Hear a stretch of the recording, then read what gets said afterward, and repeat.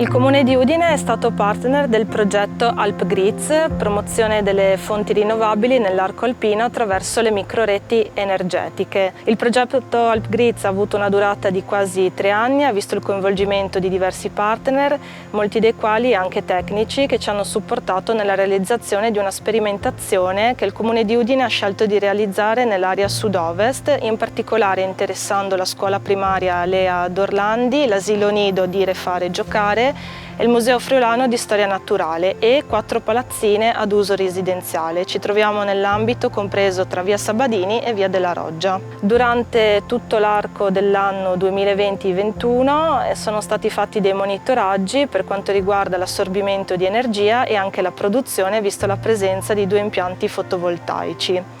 Questo progetto è un volano per quanto riguarda l'amministrazione comunale, grazie ai risultati ottenuti dalla mappatura dei dati delle microreti energetiche, per arrivare a costituire una vera e propria comunità energetica. L'acronimo è CER. Tanto è vero che l'amministrazione comunale di Udine si è già candidata nella nuova programmazione 2021-2027 per ricercare nuovi finanziamenti e poter realizzare questo nuovo strumento. Il Comune di Udine, grazie all'approvazione anche del documento PAESC, Piano di azione per l'energia sostenibile e il clima, votato all'unanimità dal Consiglio Comunale, sta declinando e mettendo in atto tutte quelle attività e quelle azioni previste da questo documento importante, come appunto la ricerca di nuovi finanziamenti per costituire una comunità energetica rinnovabile, per poter salvaguardare il benessere del nostro territorio e la sua sostenibilità.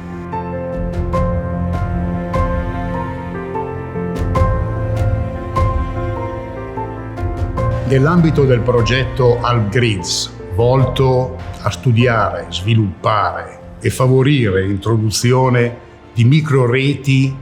e di comunità energetiche nello spazio alpino, il progetto pilota della Municipalità di Udine è stato organizzato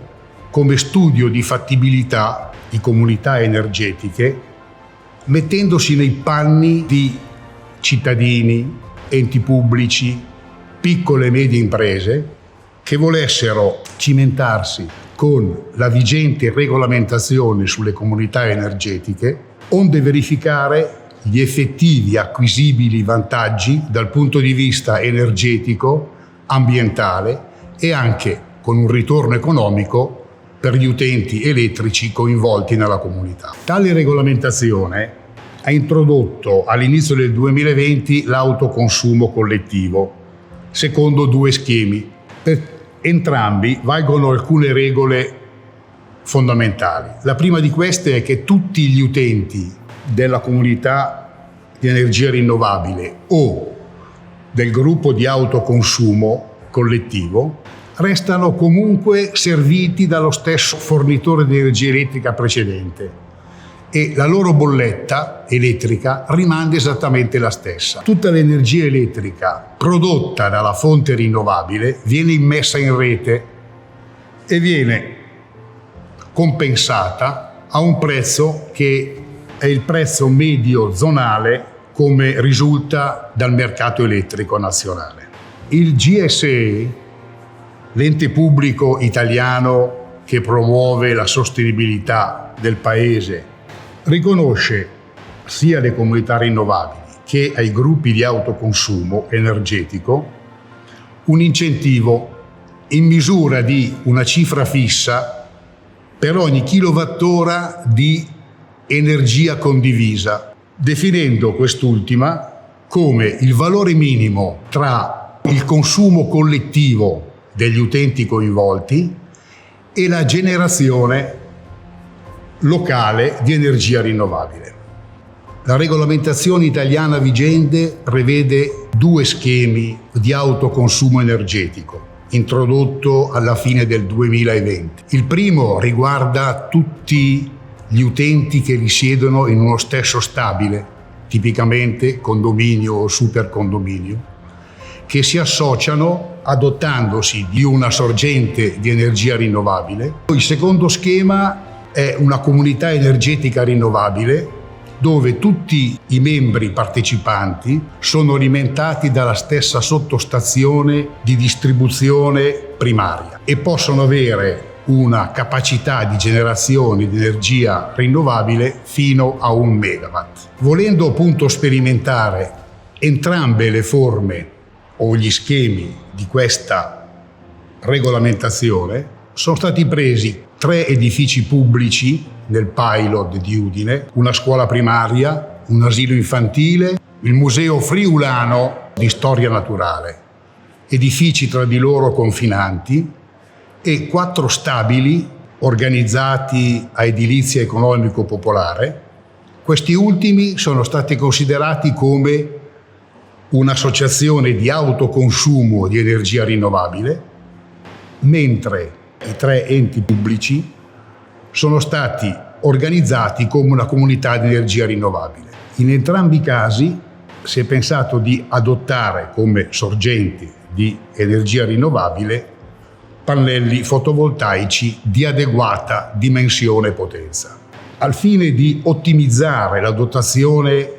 del sistema fotovoltaico da installare, sono stati monitorati i consumi di tutti gli utenti coinvolti nell'arco di 1 anno, onde tener conto degli effetti stagionali, sia in termini di consumo, sia in termini di generazione fotovoltaica. Sono quindi state definite le producibilità di pannelli fotovoltaici localizzati nell'area geografica dell'area pilota e quindi si è proceduto all'ottimizzazione della dimensione del sistema fotovoltaico. Il dimensionamento ottimale dei pannelli fotovoltaici da installare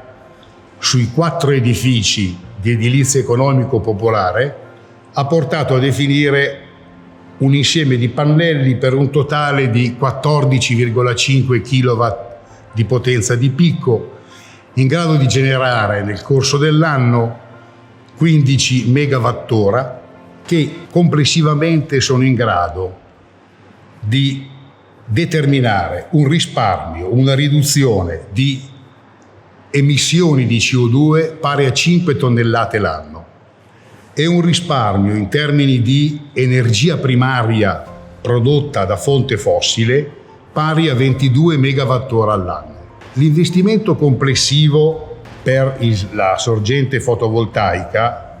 pari a 15.625 euro,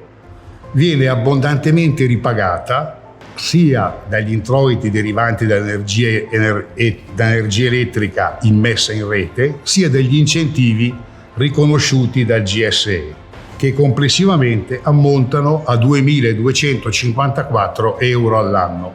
a fronte di un costo d'esercizio del sistema di 560 euro. Da un punto di vista finanziario, questi numeri portano a dire che la redditività dell'investimento è del 9,2% all'anno, estremamente significativo. Da un punto di vista semplicemente economico, significa che tutti i membri della comunità energetica, in questo caso del gruppo di autoconsumo, potranno beneficiare di fatto di una riduzione del costo del servizio elettrico loro fornito. Risultati analoghi valgono anche per la comunità energetica, che coinvolge la scuola primaria, l'asilo infantile e il Museo Friulano di Storia Naturale. In questo caso la soluzione ottimale, definita in modo da ottenere una energia condivisa che praticamente è pari al consumo complessivo delle 3 utenze, ha portato a definire come ottimale un sistema fotovoltaico da 45 kW di picco di sistema in grado di generare oltre 50 megawattora all'anno. In questo caso il rendimento finanziario è addirittura più alto, si arriva fino al 10% annuo, con un recupero del costo dell'investimento in poco più di 8 anni. Le 2 soluzioni studiate risultano facilmente replicabili sul territorio e essi consentono significativi risparmi da un punto di vista energetico, vantaggi da un punto di vista ambientale e risultano anche finanziariamente sostenibili nel tempo.